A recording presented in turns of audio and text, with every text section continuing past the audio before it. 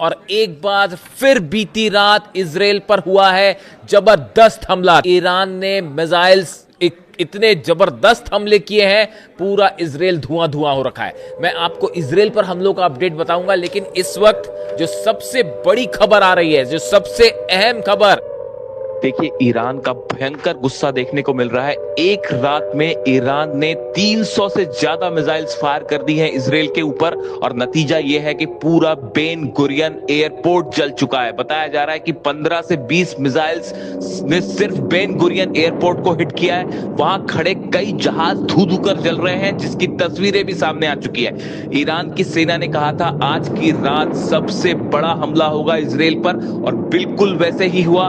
पूरे इजराइल में कई जगहों से तस्वीरें आई हैं जहां भयंकर धमाके हुए हैं। इजराइल का डिफेंस सिस्टम पूरी तरह से फेल हो गया है, और नतीजा यह है कि पूरी रात भर इजराइल जलता रहा। ऐसा हमला आज से पहले इजराइल में किसी ने नहीं देखा था। हॉर्मुज में भयंकर जंग शुरू हो चुकी है, और हॉर्मुज में अब ऐसा लगता है कि आर पार की जंग की तरफ मामला आगे बढ़ रहा है। देखिए, जो खबरें आई कल, आपने एक खबर देखी होगी कि अमेरिका की तरफ से B-2 बॉम्बर्स से बहुत बड़ा हमला हुआ हॉर्मुज की खाड़ी में। हॉर्मुज में बड़ा हमला हुआ और करीब 2200 किलो का एक बड़ा बॉम्ब गिराया गया। अब आप देखिए, इसकी लोकेशन बेहद अहम है कि ये बॉम्ब अमेरिका ने कहां गिराया और अमेरिका के टारगेट पर क्या है, ट्रंप के टारगेट पर क्या है। ट्रंप का ये पूरा प्लान समझना होगा। देखिए, बताया जा रहा है कि जो हॉर्मुज का केशम आइलैंड है, केशम द्वीप है, ये अब अमेरिका के टारगेट पर है, और यहां पर इस केशम द्वीप को कब्जे में करने की कोशिश कर सकता है अमेरिका। अब ये जो पूरा तामझाम हो रहा है हॉर्मुज को लेकर, इसमें जंग इस केशम द्वीप के आसपास आके रुक गई है। आखिर ऐसा क्या है यहां? केशम आइलैंड वो जगह है जो IRGC का सबसे बड़ा स्ट्रांग होल्ड है। यहां पे जमीन के नीचे, इस आइलैंड में जमीन के नीचे बताया जाता है ईरान का बड़ा मिसाइल का जखीरा है। यहां इतना ही नहीं, इसके नीचे कई ऐसी गुफाएं हैं, सुरंग हैं, जहां पे तमाम तरह के ईरान के जहाज हैं, सबमरीन्स हैं जो अब तक निकाली भी नहीं गई हैं, फाइटर बोट्स हैं। ये सब के सब टनल्स के नीचे बनी हुई हैं। और केशम आइलैंड वो जगह है, जब तक इस पर कब्जा नहीं किया जा सकता तब तक आप हॉर्मुज को कंट्रोल नहीं कर सकते। ये बात ट्रंप और अमेरिका को अच्छे से समझ में आ गई है। बताया जा रहा है ये जो केशम आइलैंड है, इसमें जो टनल्स है, इसके नीचे तमाम मिसाइल बैटरीज हैं। कई एंटी शिप मिसाइल्स जो हैं वो यहाँ पे इसके नीचे छुपी हुई हैं। इसके अलावा आप देखें कि यहाँ पे तमाम तरह की माइंस जो हॉर्मुज में बिछाता है ईरान, वो केशम आइलैंड के जरिए निकाल के बिछाई जाती है, और वापस जो है इन सुरंगों के अंदर जो है बोट्स वापस आ जाती है, जिसका कोई तोड़ नहीं है। इसीलिए अब अमेरिका ने केशम आइलैंड को टारगेट करते हुए एक बड़ा मिशन शुरू किया है, और अमेरिका के इसी मिशन के तहत जो USS ट्रिपोली जो जहाज है, जो कि जापान से चला है और वो बढ़ रहा है ईरान की तरफ, उसकी जो लास्ट लोकेशन आई थी वो मलक्का स्ट्रेट्स के पास आई थी, और इसको अभी पहुंचने में करीब 3 से 4 दिन और लगेंगे। 3 से 4 दिन और लगेंगे। और इसी के तहत प्लान यह है कि जब तक USS ट्रिपोली वहां नहीं पहुंच जाता, तब तक अमेरिका की तरफ से अगले 4 से 5 दिन बताया जा रहा है केशम द्वीप पे और हॉर्मुज के आसपास भारी बम्बार्डमेंट किया जाएगा, ताकि जो माइंस वहां पर है, जो अंडरग्राउंड फैसिलिटीज हैं ईरान की, जो मिसाइल सिटीज हैं, हथियारों का जखीरा है, इस पर हमला किया जाए। ये डोनाल्ड ट्रंप का और अमेरिका की सेना का प्लान है कि 4 दिन में आप भारी बम्बार्डमेंट करिए, जो कि ऑलरेडी शुरू हो चुका है।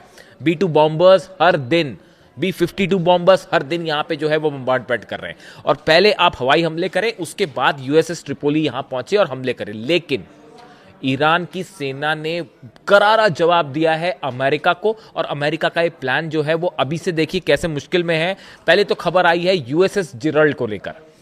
अमेरिका का दुनिया का सबसे बड़ा एयरक्राफ्ट कैरियर, वो ईरान के मिसाइल्स के खौफ से अब भागकर ग्रीस की तरफ बढ़ गया है। ग्रीस ने इस बात को कंफर्म भी कर दिया है कि वो जो है, कहां तो फारस खाड़ी की खाड़ी में पहुंचकर हमला होना था, कहां इजराइल को USS जेराल्ड आर फोर्ड क्यों भेजा गया था? वो भेजा गया था हाइफा के करीब, और उसका काम था कि इजराइल की रक्षा करना। जो पिछली आग की खबर आई थी अब वो कंफर्म होती दिख रही है। मैंने आपको बताया था कि जेरल्ड आर फोर्ड में आग लग गई और कहा गया था कि वो गलती से आग लग गई है और उसकी लॉन्ड्री में आग लगी है। अब बताया जा रहा है कि वाकई वो ड्रोन स्ट्राइक थी, ड्रोन स्ट्राइक हुई थी और उस पर आग लगी थी और उसके बाद जो है अब इसको पीछे हटाना पड़ा और हटाना ही नहीं पड़ा है, उसको ग्रीस की तरफ आगे भेज दिया गया है। यानी एक प्रकार से आप देखें दुनिया का सबसे बड़ा एयरक्राफ्ट कैरियर ईरान की मिसाइल्स के खौफ से पीछे हट गया है। कल ही आईआरजीसी ने दावा किया था कि हमने कई मिसाइल्स फायर किए यूएसएस जेराल्ड पर और उसके बाद वो जो है वहां से भाग खड़ा हुआ। अब्राहम लिंकन का भी यही हाल है, दूसरा जो एयरक्राफ्ट कैरियर है उसको भी काफी पीछे खींच लिया गया है। पहले 1000 किलोमीटर था, अब और पीछे हो गया। यानी दुनिया के दो सबसे बड़े अमेरिका के एयरक्राफ्ट कैरियर्स हैं वो जो है इस जंग में पस्त होकर पीछे हट गए। इससे बड़ी जीत ईरान की नहीं हो सकती। आप देखिए यूएसएस एयरक्राफ्ट, दोनों एयरक्राफ्ट कैरियर आप देखिए, एक पर जो है 90 फाइटर जेट है, एक पे 70 फाइटर जेट है। इतने बड़ा सेना है, सब कुछ है, वो दोनों पीछे हट गए। आप समझ रहे कितना खौफ है ईरान की मिसाइल्स का।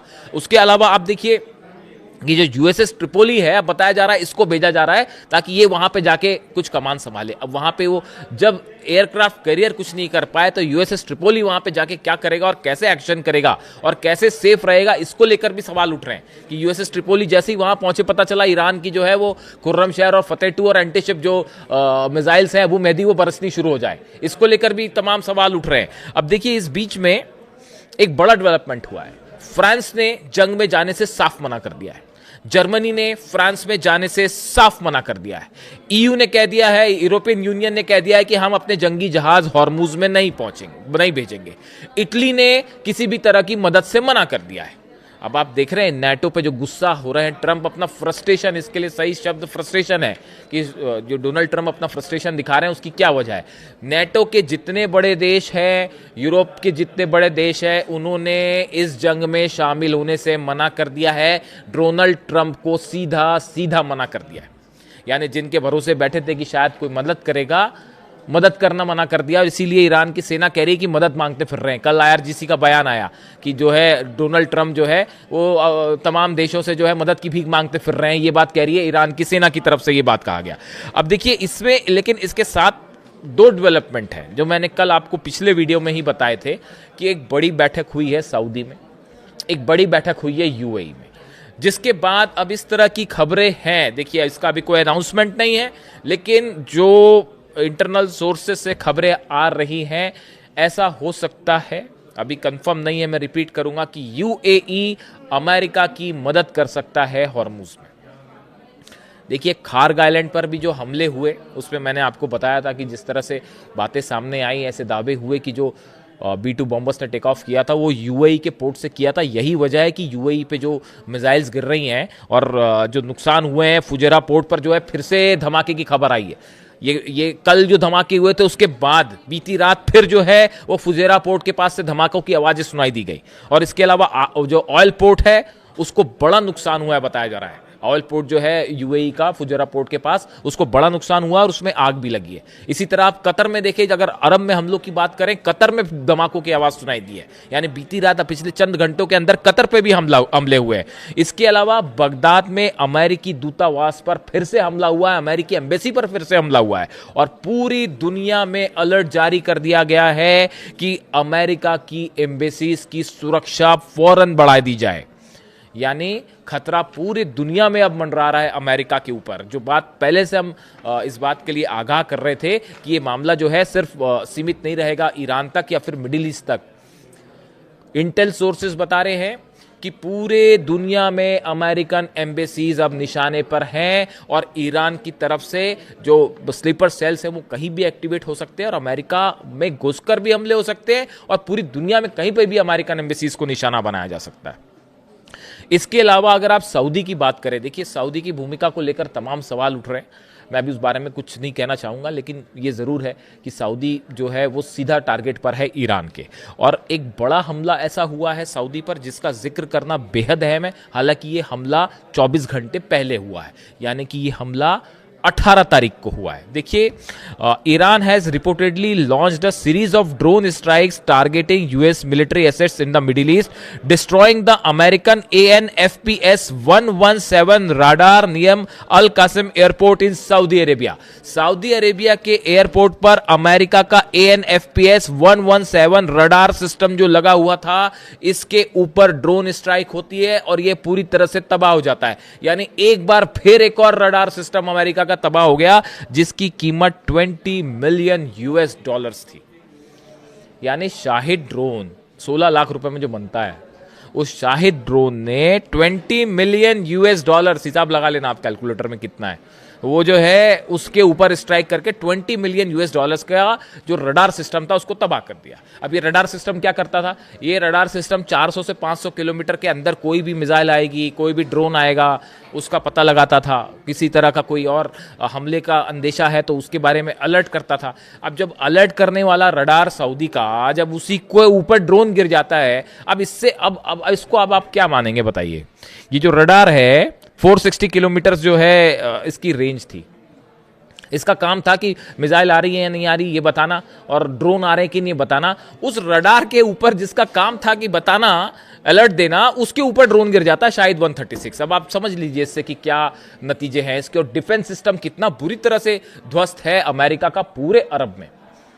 इसीलिए अमेरिका में सवाल उठ रहे हैं। ये तो कैजुअलिटी हो रही है अमेरिकन सोल्जर्स की, असली नंबर पता नहीं कब आएंगे।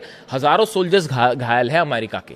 जब आप देख सकते हैं कि बहरीन में एक ऐसी बिल्डिंग में उस फ्लैट पे हमला हो जाता है, डायरेक्ट होटल में उस कमरे पे हमला हो जाता है जहां पर अमेरिकन सोल्जर्स थे। ऐसे ही हाल बगदाद में हुआ, एक होटल में जिस पर हमला हुआ उसमें जो अमेरिकन अधिकारी रुके हुए थे उसमें ड्रोन घुस जाता है जाके 17वीं मंजिल पे। यानी कितने एक्यूरेट अटैक हैं आप देख रहे हैं, नेविगेशन कितना स्ट्रांग है, और रशिया और चाइना कितनी मदद कर रहे हैं। और ये जो नुकसान हुआ है अरेबिया में, भयंकर हमले, और ऑयल पोर्ट्स में लगातार आग लगी हुई है। यानी बगदाद हो गया, ईरान हो गया, बगदाद में हमले हो रहे हैं लगातार, सऊदी में हमले हो रहे हैं, UAE में हमले हो रहे हैं, कतर में हमले हो रहे हैं, अल उदैद बेस पर जो है एक बार फिर हमले किए गए। यानी कि जहां पे संभलने की कोशिश है वहां फिर हमले हो रहे हैं। एक तरफ पूरी सऊदी अरेबिया में हमले हो रहे हैं, इजराइल का क्या हाल है वो आप देख ही रहे हैं। अली लारीजानी साहब की शहादत के बाद जो है वो बीती रात भी 2 दिन मतलब जब शहादत की अगली रात भी जबरदस्त हमले हुए थे, और कल फिर वही हाल था। और ईरान की सेना की तरफ से एक बड़ा बयान दिया जा रहा है कि कुछ बहुत बड़ा होने वाला है। इसका एनालिसिस अलग से करेंगे, क्या मतलब है ईरान की सेना के इस बयान का कि जल्द ही कुछ बहुत बड़ा होने वाला है। क्या कोई ऐसा प्लान है ईरान के पास जो कि अब तक का सबसे घातक हमला साबित हो सकता है? जुड़ा जो भी अपडेट होगा आप तक पहुंचाऊंगा। वीडियो कैसा लगा कमेंट करके जरूर बताएं। Thank you so much.